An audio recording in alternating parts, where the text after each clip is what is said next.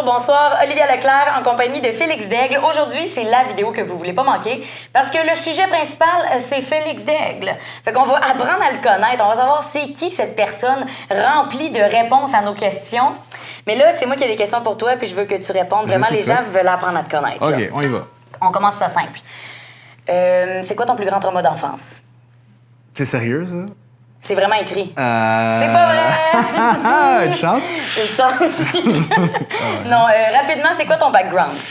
En fait, moi, j'ai étudié au début, j'étais en cinéma. En fait, j'ai étudié en communication. Ouais, je voulais m'en aller plus dans un domaine un peu comme toi. J'ai étudié en art puis tout ça. Puis après, j'ai commencé en études cinématographiques à l'Université de Montréal. J'ai pas aimé ça, j'ai pas accroché. Fait que j'ai sorti, je voulais même faire les auditions de l'École nationale de théâtre. Puis j'hésitais entre ça puis aller à, je pense que c'était à Saint-Hyacinthe qui l'offre.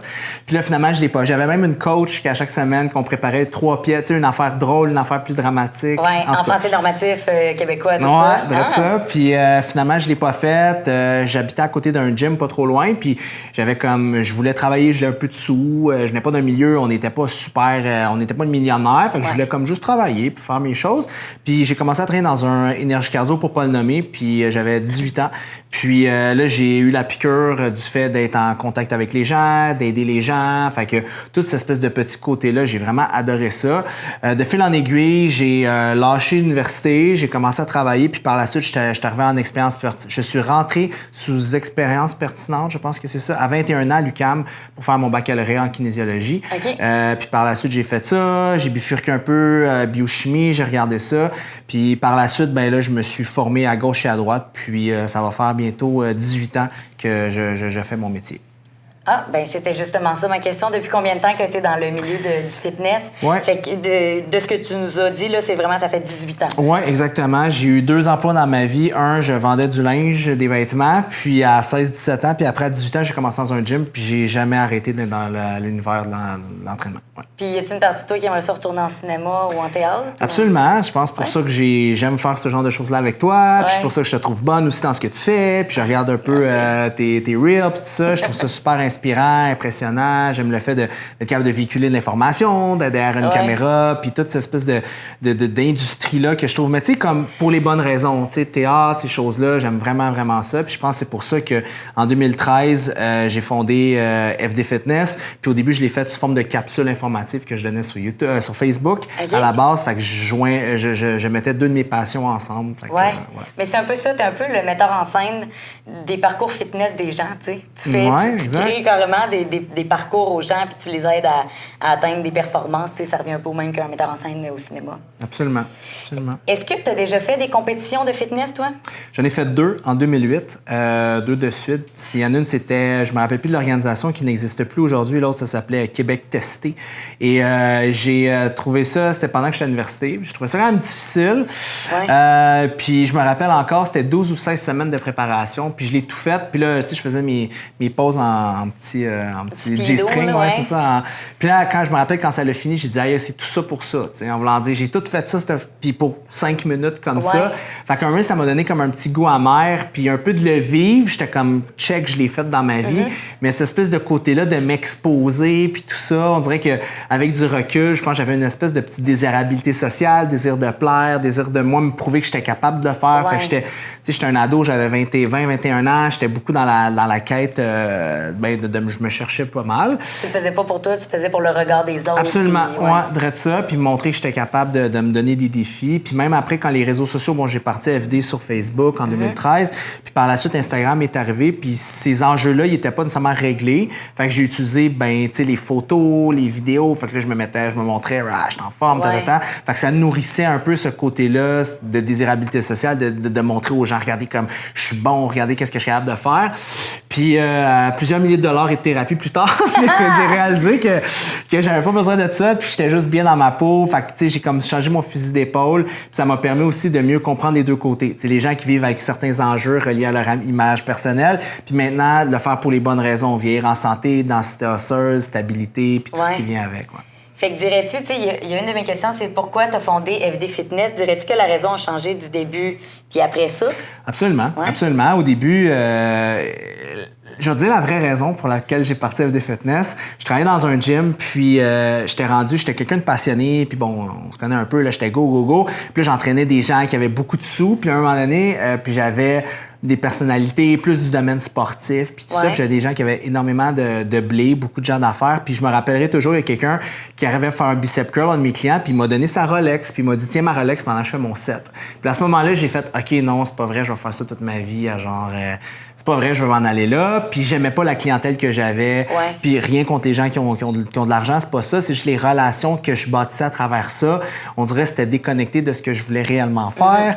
Fait que là, j'ai dit, je vais partir une entreprise où est-ce que je vais pouvoir revenir à la base puis aider n'importe qui à obtenir n'importe quel résultat. Fait que c'est pour ça que j'ai parti FD Fitness avec des conseils gratuits au début pour me faire connaître. Puis là, les gens disaient, ah, crime, c'est le fun. Puis c'est pour ça qu'aujourd'hui, des fois, je regarde des gens qui se mettent de l'avant sur les réseaux sociaux puis qui débutent comme ça. Moi, je dis toujours aux gens, puis des gens souvent qui m'écrivent pour avoir mes conseils, pour se faire mentorer, puis je leur dis, écoutez, guys, travaillez en silence pendant comme 8-10 ans, bâtissez votre knowledge, devenez excellent, puis une fois que vous allez être on the top of the top de votre matière, là, commencez à l'exposer. Allez-y pas de la par à l'envers. Fait que c'est ça. Puis, mettons, aujourd'hui, c'est quoi la clientèle que tu aimes le plus travailler avec? Ah, mon Dieu, de tout. Monsieur, madame, tout le monde, n'importe qui. Souvent, les gens me disent... Souvent, je rencontre de jeunes kinésiologues qui graduent, me disent « Moi, je veux des athlètes. » Ou des gens qui disent « Moi, je veux ci, je veux ça. » Mais pour moi, comme quand on me demande c'est qui ta clientèle, ben moi, je dis ben c'est des humains. C'est avec des humains que je travaille. Que tu fasses 500 000, que tu en fasses 20, que tu n'aies pas de job, que tu sois influenceur, que tu sois mère monoparentale. Pour moi, un humain, c'est un humain. Fait que moi, mon but, tout le monde a les mêmes enjeux, tout le monde a les mêmes besoins. Fait que moi, c'est juste d'aider la personne qui est devant moi au mieux de mes connaissances. Donc, avec tous les clients que tu as eus, c'est quoi ton meilleur et ton pire souvenir avec des clients? Mon Dieu, c'est difficile comme question. Mon meilleur souvenir, je pense, j'ai commencé à entraîner un gars qui s'appelle Antoine Gilna, si tu nous écoutes. Et on a commencé à travailler ensemble, il avait 14 ans. C'est son père qui était venu au gym où j'étais. Puis moi, j'étais jeune, j'avais comme 19 ans. Là. Mais j'étais un freak, là, j'avais lu. Puis lui, il faisait du patin de vitesse, courte et longue piste. Puis là, j'avais étudié. Puis là, je voulais l'entraîner. Puis je l'ai entraîné de 14 à... Je pourrais pas te dire, pendant quelques années. Puis là, après, il a gagné les championnats du monde. Puis là, après, il s'est rendu aux Olympiques. Puis on a commencé ensemble. Puis moi, ça a été comme ma bougie d'allumage qui m'a donné le goût de faire ça pour le restant de ma vie. J'ai commencé avec une énorme success story. Puis ça m'a comme mis sur la map un peu au niveau du Québec. Hey, c'est qui ce gars-là de 19 ans qui entraîne...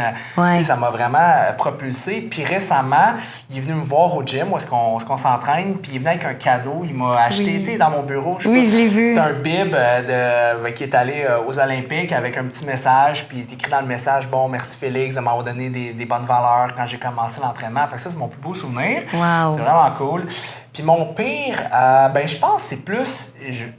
Ma réponse, ça va être mes échecs, dans le sens que quand j'ai commencé, ça fait bientôt 20 ans que je fais ça, j'avais pas nécessairement les outils, que ce soit en santé mentale ou que ce soit moi dans mon développement personnel pour être capable de bien assister les gens. Fait que des fois, je manquais d'outils dans mon coffre à outils. Puis... Tu sais, c'est dur quand tu fais ton métier pendant plus de 18 ans, puis tu te revois il y a 18 ans, inévitablement, je n'étais pas le même coach que je suis aujourd'hui, j'avais pas les mêmes outils. Puis si je regrette, tu sais, je me dis des fois, je dis, elle ou lui, j'aurais pu l'aider de telle façon. Fait que c'est peut-être de ne pas avoir été à la hauteur du service que j'aurais aimé offrir dans le temps. Oui, mais en même temps, il faut que tu vives ça pour t'améliorer, puis que tu n'aurais pas pu commencer déjà où est-ce que tu es aujourd'hui. Non, du tout. Est-ce que tu te fais des programmes d'entraînement à toi comme tu en fais à tes clients? C'est une bonne question. Oui et non. Parfois, mais sinon, je vais chercher des programmes de d'autres coachs qui le font. J'ai déjà été coaché par d'autres coachs. Sinon, je vais chercher des programmations qui sont faites déjà parce que je sais que si je faisais moi-même mes plans, je perdrais ma motivation à coacher mes clients aussi. J'aime mieux me concentrer sur les autres puis laisser quelqu'un d'autre se concentrer sur moi. J'aime mieux ça, mais parfois, je fais mes propres plans. Là, comme j'ai pas d'idée, j'arrive, puis ça me prend 5 minutes de bâtir une structure qui fait du sens. Fait que je vais de cette façon-là. Puis mettons une journée typique, là, une journée parfaite dans ta vie, ça ressemble à quoi? Parfaite de travail, mettons? Genre, en général. Tu sais, la moyenne de tes journées dans tes semaines, ça ressemble à quoi? Tu te lèves... Oui, je vais me lever vers 4h45, 5h15. OK, c'est un miracle morning quasiment? Oui, je me lève vraiment tôt, mais je me couche tôt, 8h30, 9h, je suis couché. Okay. C'est là que je me suis rendu, j'ai tout testé. Me coucher plus tard, me lever plus tard, puis c'est là que je me rends compte que je suis vraiment le mieux dans ma peau. Fait que je me lève très tôt le matin, pipi, nanana, médicaments, puis là, je commence ma journée, je prends toujours un grand verre d'eau avec un peu de sel, du jus de lime à l'intérieur, stimuler mon cortisol sans rusher mes surrénales. Quand il fait beau, je pars ma machine à café, je me fais à déjeuner tout de suite, toujours sensiblement les mêmes déjeuners. Je vais déjeuner, exemple, sur ma table de cuisine. Par la suite, je prends mon café à l'extérieur. Douche, grooming, promener le chien. Après, je pars au travail. Toujours la même chose quand j'embarque dans ma voiture. J'appelle mon partner Olivier s'il m'écoute. Fait qu'on fait toute la route ensemble. Fait que là, il me parle comment ça a été hier. Lui, il fait toute la gestion. Fait que là, on fait tous les blueprints de OK, la gestion, on a fait ça. Fait que là, jusqu'à ce que je me rende au travail. Au travail, j'arrive, je rencontre le staff. Je dis allô à toute la gang. Je vois les clients. Je vais dîner. Souvent, quand je dîne, je vais parler avec les gars, les filles, l'équipe. Je vais être avec eux autres. Des fois, il y a des meetings d'employés aussi que je fais avec eux. Par la suite, je finis toujours pas mal vers 4h30, pas plus tard, 5h des fois. Par la suite, souvent, je vais au gym directement. Par la suite, je m'en vais chez moi, promenade de chien, souper, petite marche dehors, décanter un peu, plus de musique chez moi. J'essaie de pas écouter d'émissions Netflix. Je fais ça la fin de semaine. La semaine, non, parce que j'ai la misère à dormir après. Fait que douche chaude, après, je prépare mon sommeil. C'est vraiment important. Je me prépare de façon sérieuse pour aller travailler. Je me prépare de façon sérieuse aussi pour aller me coucher. Fait que là, je place mon lit, je baisse la température, je prends ma douche, je mets un pyjama que j'aime, je chill, je prends une petite tisane, un peu de théanine. Là, je fais tous mes petits protocoles pour me relaxer. Je baisse les lumières, je fais tout ça.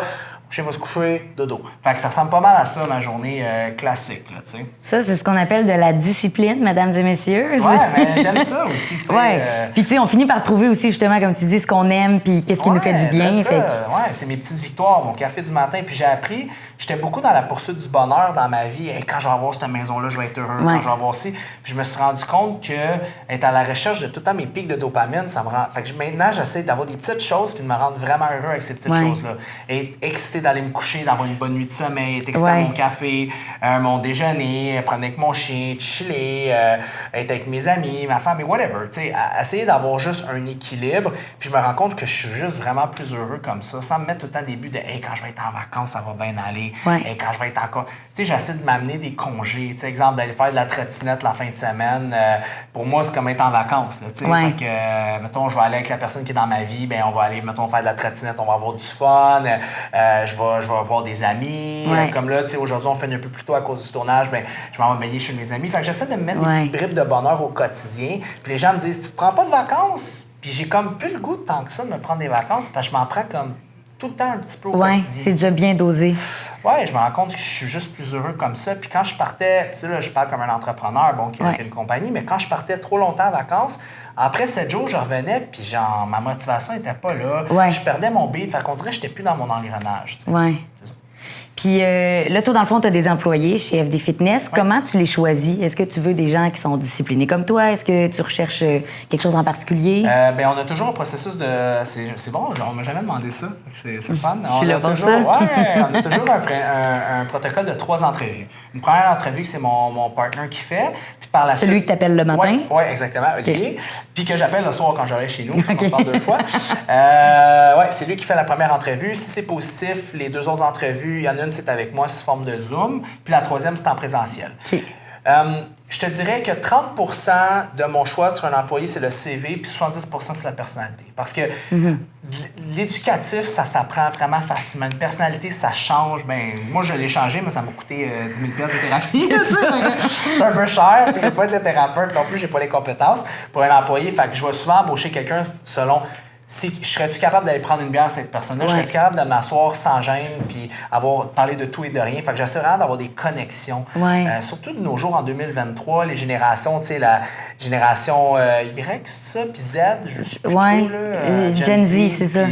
Souvent, c'est plus difficile. C'est plus comme dans le temps, c'est comme fais ça, fais-le. Il faut que tu sois quand même, faut que tu aies une belle relation amicale, en même temps, tu sois capable de mettre tes culottes. Fait que, tu sais, moi, souvent, j'ai une relation super amie avec eux, mais des fois, je disais, guys, il faut que je mette mon chapeau de boss. Là. Fait que là, il faut qu'on ait une discussion. Fait que j'essaie de le faire de façon la plus authentique possible. Puis j'essaie de pas jouer de game. Puis ça marche, tant mieux. Ça marche pas. C'est pas plus grave que ça. Mais en général, c'est vraiment rendu ça, je pense, en 2023. Je pense que oui, là. Tous les employés, c'est qu'on aime travailler avec quelqu'un, tu sais. Ben, je pense que c'est important. T'sais, on passe quoi, un tiers de notre vie à travailler, un autre à dormir, puis l'autre à faire du fun. Oui, c'est vrai. Gars, sous ces belles paroles, as-tu une citation préférée, toi, dans la vie? Une citation? Non, j'en ai pas. T'en as-tu une pour moi? Non. Non, mais... Ça, c'est vite sur tes patins. Non, mais moi, les citations, t'es comme dans mon point faible, là. OK. Non, mais pour vrai, une citation, non, j'en ai pas zéro fuck out. Non, t'as pas genre, ouais, Gandhi a dit un jour que... Non. OK. Ben... Mais si vous avez des bonnes citations pour moi ou qui décriraient bien la journée ou ce que vous avez entendu, ben mettez-les en commentaire et je mettrai votre citation dans ma bio Instagram. Si t'as trouvé bonne? Oui, absolument. Pendant une grosse semaine ou peut-être pour toute la vie. Wow, OK. Ben, on va terminer avec cette fameuse question. Si tu as un conseil à donner aux gens, dis-nous quelque chose d'inspirant, là. C'est comme ton moment de gloire. OK. Mon Dieu. Croyez en vos rêves. Oui! Soyez juste... connaissez-vous. Je pense que le plus bel investissement qu'on peut faire, souvent on pense que c'est l'école, l'éducation, mais c'est vraiment investir en soi. Puis pas juste aller chercher des connaissances, mais moi, comme... Je suis plus heureux que j'ai jamais été parce que j'ai investi en thérapie, j'ai appris à me connaître, mes enjeux, mes bobos, mes blessures, mes blablabla. Puis depuis, je suis vraiment mieux dans ma peau. Fait que je pense que c'est juste d'être honnête envers soi, envers les autres, d'être le plus authentique possible, même si des fois ça fait mal, même si des fois c'est plate. Puis tu sais, il n'y a jamais de douleur sans plaisir. Des fois c'est blanc, des fois c'est noir, puis il faut l'accepter, puis juste essayer d'être résilient envers tout ça, puis juste s'aimer assez pour se faire confiance, puis s'aimer assez pour apprendre à se connaître, pour ça, parce qu'on vit avec nous toute notre vie. Fait que d'être le meilleur humain qu'on peut jour après jour, puis pas trop se taper sur la tête quand on fait des erreurs. Moi, c'était mon genre. Ouais. D'être capable de dire, tu sais, une erreur faite une fois, ça se pardonne. 2 fois, je trouve que c'est de l'idiotie. Je sais pas si ça pourrait être une citation. Oui. Fait que c'est juste d'apprendre à comme, OK, on fait une erreur, on passe à d'autres choses, puis juste on progresse tout le monde ensemble, puis on explore. Puis on reste des humains, on n'est pas des robots, fait qu'on fait des erreurs, puis c'est bien correct, puis la vie continue. Ben, keep going. Devenez vos propres meilleurs amis, la gang. Exactement. Wow, ben merci beaucoup Merci à toi, de c'était t'être cool. ouvert. Puis dans le fond, on va faire un extra pour ces traumas d'enfance. On va y revenir, je vous jure, la gang. On va l'avoir avec l'usure. Parfait. Merci beaucoup.